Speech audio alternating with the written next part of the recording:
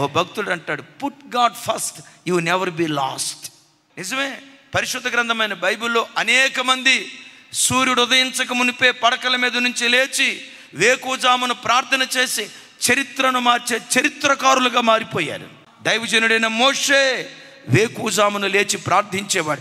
430 సంవత్సరాల ఇశ్రాయేలీయుల చరిత్రలో ఏ ఇశ్రాయేలుడు చేయలేని ఒక సాహసోపేతమైన కార్యం మోషే చేయటానికి కారణం ఏంటో తెలుసా? వేకువజాము ప్రార్థన. వారసత్వంగా పొందుకున్నాడు మోషే దగ్గర నుంచి నాయకత్వం. యెహోషువ కృప ఏంటో తెలుసా? తన గురువు గారు లాగే వేకువనే లేచి ప్రార్థించేవాడు. ఎంత కృప పొందుకున్నాడంటే మోషే చేసిన పరిచర్య కంటే రెట్టింపు మహిమ కలిగిన పరిచర్య చేశాడు. మోషే నాయకత్వం కనాను దాకే తీసుకొచ్చింది, యెహోషువ నాయకత్వం కనానులోనికి తీసుకొని వచ్చింది. ఆ వంశ పరంపరలో పుట్టినవాడే దావీదు. వేకువజాము ప్రార్థన అంటంతో దావీదు ఎలా ప్రార్థన చేసేవాడు తెలుసా? తూతూ మంత్రంగా ప్రార్థన చేసేవాడు కాదు.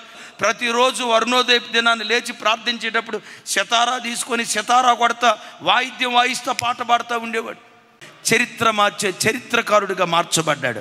హిజ్కియా వేకువజామున లేచేవాడు. యెహోషాపాతు వేకువజామున లేచేవాడు. వీటన్నిటికి మించి మన ఆరాధ్య దైవం, మన గురువు, మన నాయకుడు, మన మార్గదర్శి యేసుక్రీస్తు వారు ఇంకనూ చీకటి ఉండగానే పెందల కడనే లేచి ఒలీవ కొండకు వెళ్ళి ఏకాంతంగా ప్రార్థన చేశాడు.